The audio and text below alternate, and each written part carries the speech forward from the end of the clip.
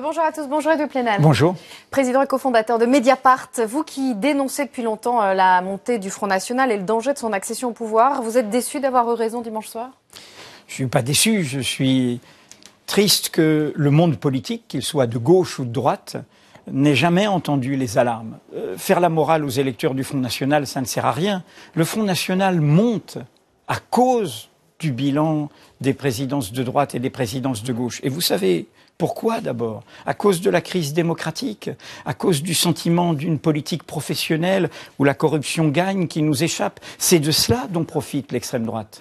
Vous, personnellement, l'ancien trotskiste, est-ce que vous voterez sans problème, personnellement, pour Emmanuel Macron dans 10 jours? Moi, personnellement, oui. Vous savez, Léon Trotsky est celui qui avait lancé l'alarme sur l'extrême droite dans les années 30, un peu tout seul. Il disait contre le fascisme, je suis prêt à m'allier avec le diable et sa grand-mère.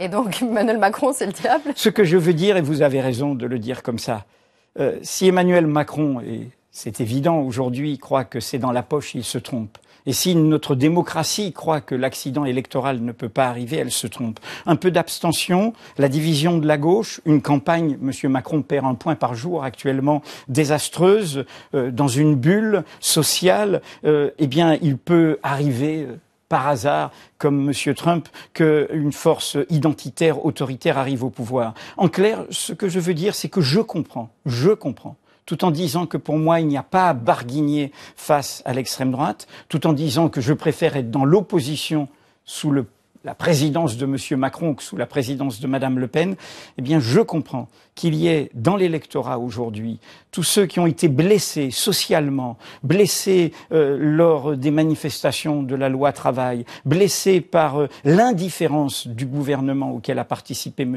Macron, qui aujourd'hui n'ont pas envie de se mobiliser. Et là, la responsabilité, leur dire « vous êtes irresponsables », leur faire la morale, là aussi, ça ne marche pas. C'est à M. Macron de les conquérir. On va peut-être en parler. Et ça vous pose problème que Jean-Luc Mélenchon, aujourd'hui, ne dise pas, n'appelle pas à voter Emmanuel Macron?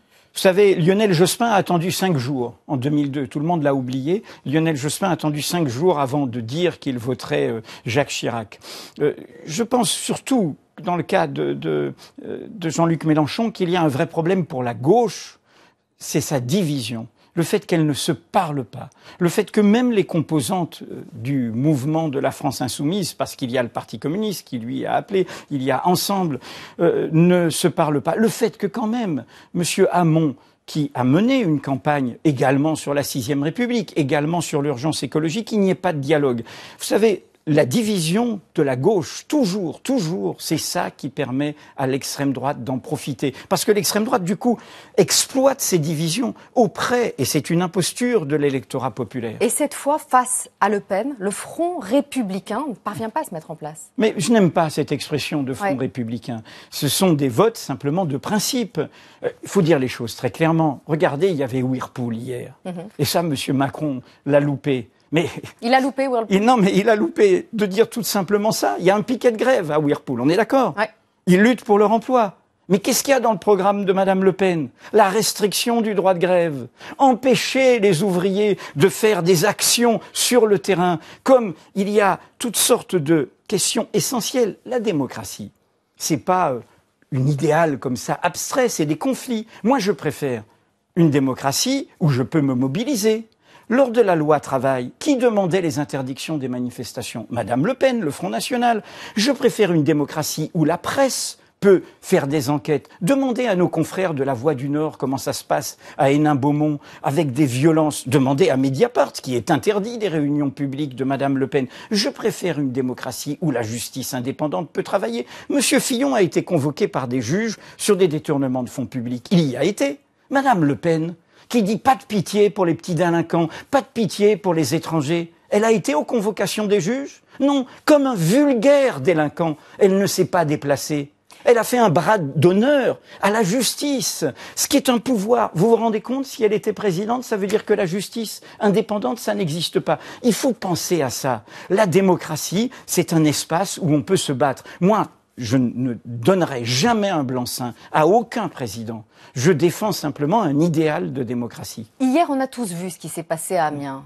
Pour vous, l'usine Whirlpool, c'est un tournant de la campagne? Je ne prédis pas l'avenir. Ce qui est un tournant de la campagne... Qu'avez-vous pensé de l'un et de l'autre? Mais ce que j'ai pensé surtout, c'est que celui qui se croit vainqueur depuis dimanche se trompe. Monsieur Macron se comporte comme si il était propriétaire des voix. Déjà, il n'est pas propriétaire des voix qui se sont portées sur lui au premier tour. Ne l'oublions pas, il y a eu une partie de vote de raison et non pas d'adhésion, de gens qui ne voulaient pas un second tour Le Pen-Fillon. 18% des inscrits, monsieur Macron, 970 000 voix seulement d'écart avec madame Le Pen. Et il ne sera pas propriétaire des voix au second tour s'il gagne. C'est ça qui est une tuerie. Je le redis, le vrai problème, c'est l'indifférence dans ce système de ceux qui, par hasard, se retrouvent en tête. Supposons que le hasard des votes aurait pu regarder dans les grandes villes qui a été mis en tête. Monsieur Mélenchon. Et monsieur Macron. Et donc, ils se croient propriétaires d'un vote majoritaire qui tue la diversité de notre pays. Et c'est cette diversité qu'ils doivent entendre. Et dans cet entre-deux-tours, est-ce que vous êtes inquiet de voir comment Marine Le Pen occupe l'espace médiatique par rapport à Emmanuel Macron? Hier, c'était Whirlpool, ce matin, c'est les pêcheurs, au Grau-du-Roi. Mais elle fait, dans une campagne, elle occupe, en l'occurrence, qu'est-ce qu'elle essaye de faire? Elle essaye de faire une imposture sociale, de dire, regardez, il y a le candidat des banquiers, il y a le candidat du vieux monde, il y a le candidat de Jacques Attali. Regardez, l'histoire de l'anecdote, c'était chez vous. Et moi, je suis du côté des travailleurs. C'est une imposture. C'est une imposture, évidemment. Madame Le Pen est une héritière. Madame Le Pen, regardez ce que nous avons montré sur son parti, sur les financements, sur les détournements de fonds publics du Parlement européen. Donc, ce que je veux dire par là, c'est que c'est une imposture sociale. La vraie question, la vraie interpellation, encore une fois, pour moi, je combats l'extrême droite depuis toujours. Je n'ai pas, profondément, je pense que c'est un danger pour notre pays. Mais je le redis, le vrai défi, il n'est pas du côté de l'extrême droite, c'est là. Il est du côté de comment celui qui, par le hasard électoral, rappelez-vous Jacques Chirac en 2002. Jacques Chirac, il a fait 80% des voix au second tour. Qu'en a-t-il fait? Il a fait venir M. Sarkozy. Vous voyez le bilan? C'est lui qui a extrémisé la droite. On a vu hier Marine Le Pen faire un coup de com' en se rendant sur le parking de l'usine Whirlpool pendant qu'Emmanuel Macron était avec l'intersyndicale dans un salon de la Chambre de commerce. Marine Le Pen, elle est devenue plus aguerrie ou c'est Emmanuel Macron qui est un peu naïf sur cet exemple précis de Whirlpool? Moi, vous savez, alors peut-être je vais vous décevoir. Moi, cette course des petits chevaux à la personnalisation des gens, il y a des mouvements politiques, il y a... Mais ça rythme l'entre-deux-tours, là. Oui, bien sûr. En clair, si vous voulez dire qu'il y a une légèreté d'Emmanuel Macron depuis 3 jours, depuis le second tour, un manque de gravité, un manque de démarche collective, un manque d'écoute, une façon de dire notre programme. Encore une fois, je le redis, le programme de M. Macron, même s'il est élu le 7 mai, ce que je souhaite pour faire barrage au Front National, ne sera pas majoritaire. Il ne sera pas majoritaire. Donc s'il ne comprend pas que la demande dans le pays, c'est de sortir de ce système. Vous savez, je le dis parce que Marine Le Pen, elle prend tout de la Ve République. Elle prend tout du pouvoir personnel. Elle prend tout de l'autoritarisme de la Ve République. Elle n'est pas pour la démocratiser. Donc, en face de Marine Le Pen, il faut un imaginaire de démocratisation de notre pays. Nous serions dans un pays parlementaire. Nous aurions aujourd'hui une assemblée diverse, vu l'éclatement. Nous aurions des majorités d'idées. Nous serions en Espagne, au Portugal ou en Italie. Nous ne serions pas dans cette situation. Le cœur du problème aujourd'hui, c'est ce système électoral qui ramène au choix d'un seul, la course des petits chevaux, quelque chose qui est autrement divers dans la volonté collective de notre peuple. Mais ce que vous dites, effectivement, c'est depuis 3 jours, vous parliez de légèreté tout à l'heure, un discours un peu creux dimanche soir, la rotonde, Whirlpool avec ce qui s'est passé hier, ça fait beaucoup en 3 jours. Mais ça fait beaucoup de se croire vainqueur, de ne pas comprendre la crise dont il est issu. La marche un peu consulaire d'En Marche, comme d'ailleurs le succès de la France insoumise, créé hors parti, créé dans un rapport du mouvement à son chef, césariste. Cette marche, elle exprime quoi? Elle exprime la crise d'un vieux monde. Alors, qu'est-ce qu'on fait de cette crise de vieux monde? On fait comme au casino, je ramasse la mise et c'est tout pour moi? Ou est-ce qu'au contraire, on se dit, non, il y a une crise, ça veut dire que je dois changer de logiciel. On est au XXIe siècle, à l'heure des réseaux sociaux. Je dois être autrement démocratique, je dois être autrement pluraliste. Je ne serai pas le président au-dessus de tout le monde. Je donne un exemple juste, qui a fait beaucoup de dégâts dans la campagne et qui inquiète le monde du travail. M. Macron a dit qu'il allait prendre des mesures par ordonnance, 1 an après le 49.3, sur les questions du travail. C'est-à-dire, vous savez ce que ça veut dire par ordonnance. Pas de débat à l'Assemblée, c'est le pouvoir exécutif qui décide ce qui est bon pour le peuple. Vite. Mais attendez, c'est pas que ça aille plus vite. Ça veut dire, j'impose autoritairement, comme le 49.3 a opposé des choses autoritairement à ceux qui n'ont qu'une seule richesse, le travail. Eh bien ça, c'est impensable aujourd'hui. J'imagine que vous avez enquêté sur Emmanuel Macron. Il y a eu l'histoire du patrimoine d'ailleurs. Hein. C'est nous, Mediapart, qui avons amené à révéler qu'il y avait eu un redressement fiscal. D'autre côté, il y a Marine Le Pen, mais révéler des affaires sur Marine Le Pen, ça ne sert pas à grand-chose, si. Ça, c'est une autre chose. On peut se dire que ça ne sert pas à grand-chose en général de révéler des affaires. Regardez, la droite... Elle marque plus ou moins. Non, mais regardez, la droite n'a pas entendu notre alerte. Le Mediapart et le Canard enchaîné ont assez documenté le problème Fillon. Regardez la catastrophe pour eux. La défaite Fillon, c'est la victoire du Canard enchaîné Mediapart? Non, je ne dirais pas comme ça, mais c'est évidemment un problème moral.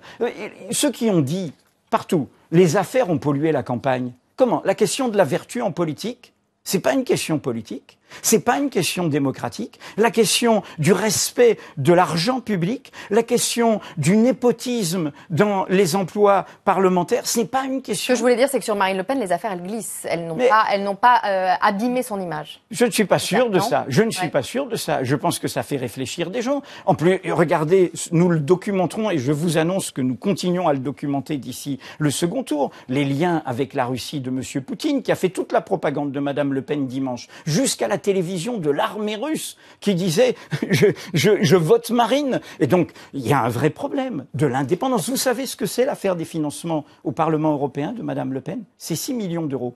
C'est 6 fois l'affaire Fillon. 6 fois l'affaire Fillon. Le détournement de fonds publics de ce Parlement européen honni, dont on prend l'argent pour des emplois fictifs. Mediapart, ça marche. Vous aussi, vous êtes en marche. Votre site est rentable depuis 6 ans. Vous avez dépassé les 140 000 abonnés ce week-end. Vous est-il arrivé d'hésiter avant de sortir une affaire, d'avoir un problème de conscience? Non, on a toujours des problèmes professionnels. Est-ce que c'est légitime? Est-ce que c'est d'intérêt public? Est-ce que les citoyens ont besoin de savoir ça? C'est notre seule règle. Nous sommes au service, non pas d'un pouvoir, non pas d'un parti, non pas d'une puissance économique, mais du droit de savoir des citoyens. Donc c'est notre seul débat, et c'est un débat collectif, et après on assume nos responsabilités. Si vous aviez quelque chose sur Emmanuel Macron qui pourrait lui faire perdre l'élection maintenant, vous le révéleriez ou vous attendriez qu'il arrive au pouvoir? Il n'y a pas... Autrement, nous épouserions un calendrier électoral. Nous n'épousons pas de calendrier électoral. Rappelez-vous, il y a un très bon exemple de ça. Oui, en 2012, nous avons eu des informations qui aujourd'hui font l'objet d'une instruction judiciaire sur le financement libyen de la campagne de M. Sarkozy en 2007.